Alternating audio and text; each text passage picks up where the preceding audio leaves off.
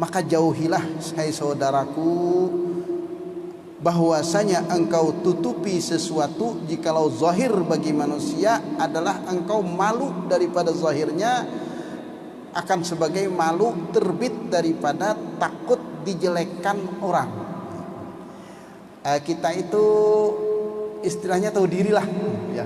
Jangan sampai kita itu menutup-nutupi kekurangan kita karena kita takut tidak dihormati orang. Itu jelek ya. Tapi kalau kita tutupi keaiban kita itu karena itu memang tidak perlu kita tidak perlu juga membeberkan kekurangan kita, itu tidak. Dan tidak ada istilah di dalam Islam itu, tidak ada istilah pengakuan, itu tidak ada.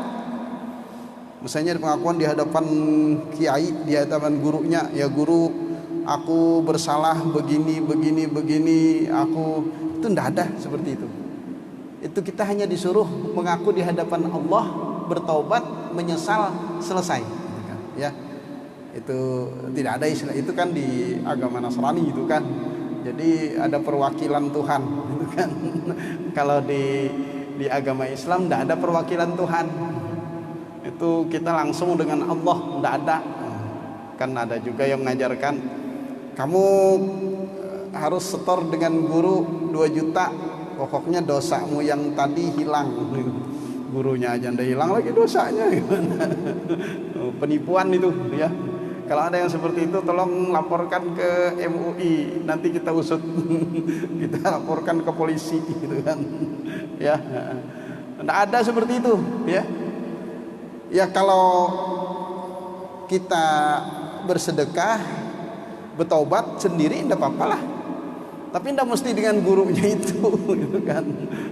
Kayak gurunya ini aja menghapus dosanya. Tidak ada yang menghapus dosa, itu Tuhan Allah Subhanahu wa taala ya. Artinya apa? Kita jangan sampai di dalam hidup ini memang yang paling enak itu seadanya ya. Artinya apa tingkatan kita yang diberikan oleh Allah, ya sudah disyukuri yang itu.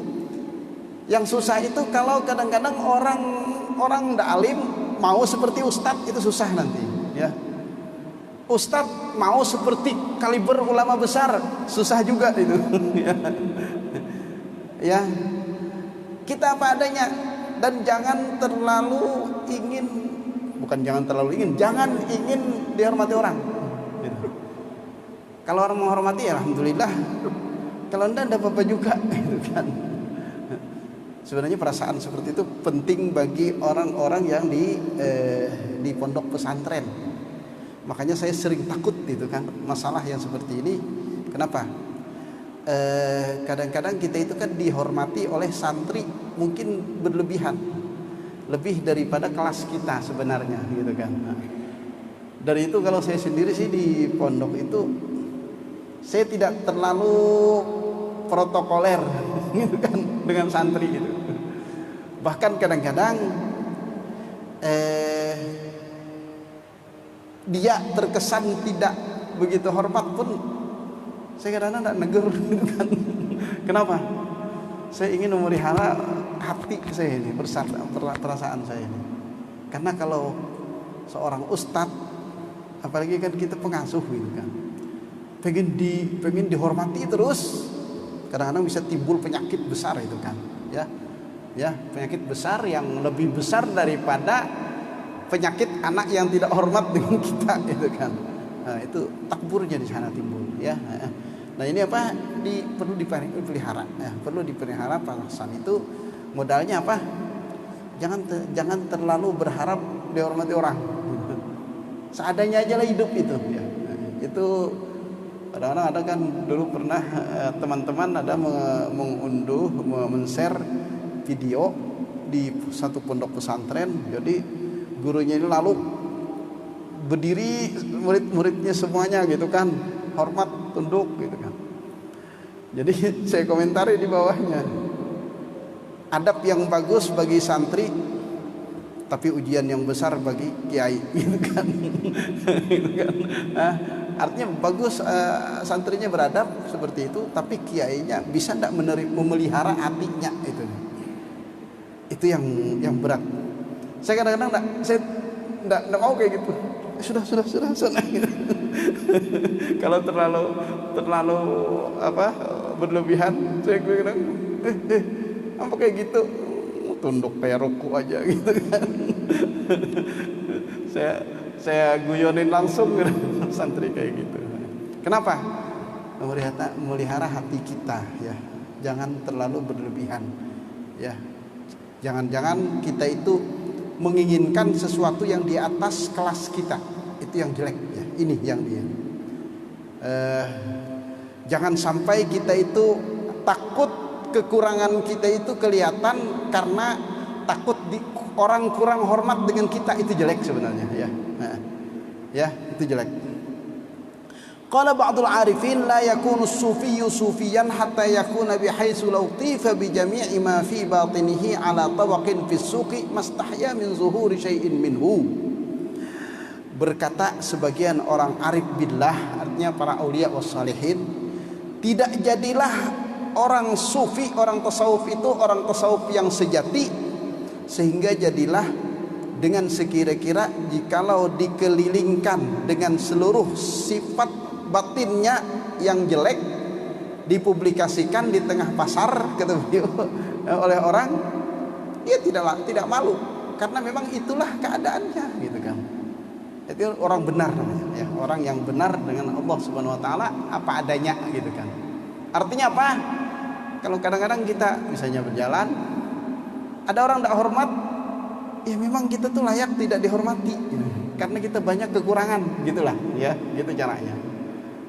Saya kadang-kadang seperti itulah gitu kan. Dengan santri, ada santri ya saya kadang-kadang ngomong, memang kewajiban kalian itu hormat dengan guru gitu kan. Walaupun kadang-kadang guru ini tidak berhak untuk dihormati gitu kan.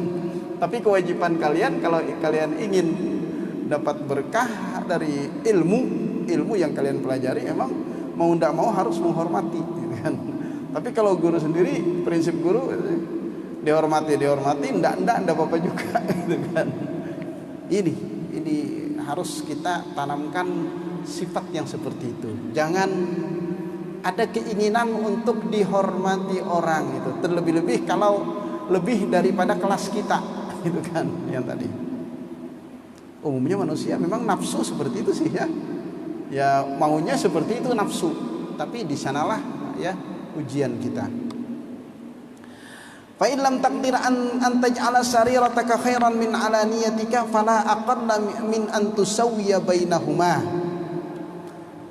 Maka jika kamu tidak kuasa, kata beliau, bahwasanya kamu jadikan batinmu lebih baik daripada zahirmu, maka janganlah kamu lebih rendah daripada bahwasanya engkau samakan antara keduanya ya. Artinya upayakan kalau tidak bisa batin kita itu lebih mulia daripada amalan zahir kita yang sudah kita perbaiki, ya samalah gitu kan gitu. Jangan sampai kita ini misalnya rajin beribadah tapi di dalam jiwa ini masih mengakar misalnya sifat dengki, itu tidak bisa dihilang-hilangkan. Nah itu yang jelek misalnya kan. Jangan sampai kita ini rajin ibadah sudah amalannya sudah rutin bagus, tapi di dalam batin kita ini banyak sekali penyakit yang merusak pahala ibadah kita itu. Jangan sampai kayak gitulah kata beliau. Nah, kalau kita tidak bisa menjadikan hati kita, batin kita ini lebih baik daripada zahir kita, ya samalah sekurang-kurangnya. Fayakunu imtisaluka li amrillahi wa ijtinabuka li nahyihi wa ta'zimuka li hurumatihi wa musara'atuka fi mardatihi fil khala'i wal mala'i ala haddin sawa. Wa hadhihi awwalu qadamin yad'uha al-'abdu fi tariqil ma'rifatil khassati fa'lam dzalika wa billahi taufik. Maka jadilah, kalau kita sama, artinya zahir dan batin kita itu sama, maka jadilah menjalankan kamu bagi perintah Allah dan menjauhimu bagi tegahannya, dan membesarkanmu bagi kehormatan Allah, dan bercepat kamu pada keridhaan Allah, pada waktu kosong dan di tengah-tengah manusia atas batasan yang sama. Nah, itu salah satu yang menjadikan kita itu sama. Gimana? Kalau kita sendirian di rumah, amalan kita, perilaku kita sama saja dengan di tengah orang. Jangan kalau di tengah orang pina alim, pina kalem. Waktu sendirian di rumah macam-macam pekerjaan. Nah, jangan seperti itulah ya. Artinya itu cara kita mendidik.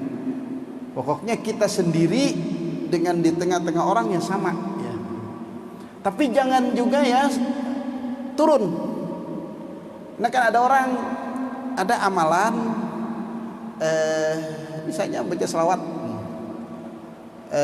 Kalau dia di rumah dia baca sendiri, kalau dia sendiri dia baca. Tapi kalau di tengah orang dia malu sampai tertinggal amalan itu jelek sebenarnya. Itu salah satu dari tipuan syaitan. Di sini kan beliau bilang sudah sama aja lah kamu sendiri dengan kamu di tengah-tengah orang. Jadi kalau kita walaupun di tengah-tengah orang seperti ini, ya apa bacaan kita bacalah, gitu kan? Ya. Nah, jangan berubah. Ada juga sih orang yang ingin kalau di tengah orang ya ngomong aja terus ndak mau berzikir, sehingga zikirnya tertinggal. Apalagi kalau orang yang senang ngobrol, nah itu kan jangan seperti itu ya. Itu upayakan sama aja. Dan ini katanya, ini awal langkah meletakkan akan dia oleh hamba pada jalan ma'rifah yang khusus, menjadikan kita itu sama waktu kita sendiri dengan waktu kita bergaul dengan masyarakat. Itu salah satu daripada langkah pertama untuk ma'rifah kepada Allah Subhanahu wa taala. Itu bagus ya. Itu upaya untuk pembersihan hati kita. Kita upayakan batin kita sama dengan yang zahir. Kita berada di satu tempat yang tersendiri sama dengan tempat yang banyak orangnya. Jadi sama kita mengabdi kepada Allah. Jangan sampai pengabdian kita itu berkurang ya. Jelek juga kalau bertambah, kalau tengah orang bertambah supaya ditangguh orang gitu. Itu juga jelek ya. Itu yang jelek tadi.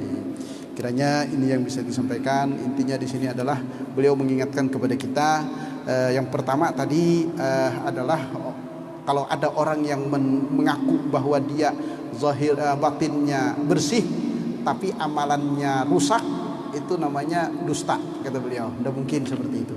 Kemudian di sini juga harus kita upayakan kita itu seadanya, apa adanya di dalam hidup, sehingga jangan sampai berpura-pura di dalam hidup itu. Dan upayakan waktu kita sendiri dengan waktu kita bergaul itu sama hal. Kita itu satu langkah pertama di dalam kita mencapai ma'rifah yang khusus kepada Allah Subhanahu wa taala. Al-Fatihah. A'udzubillahi minasyaitonir rajim. Bismillahirrahmanirrahim. Alhamdulillahirabbil alamin arrahmanir rahim maliki yaumiddin. Iyyaka na'budu wa iyyaka nasta'in. Ihdinas siratal mustaqim.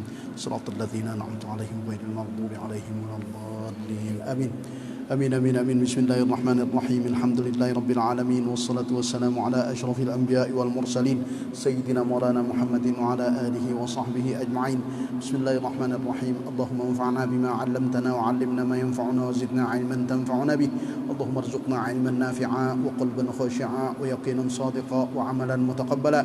Rabbana atina fid dunya hasanatan wa fil akhirati hasanatan wa qina 'adzabannar. Wa sallallahu ala sayyidina Muhammadin wa ala alihi wa sahbihi wasallam. Alhamdulillahirabbil alamin. Taqabbalallahu minkum.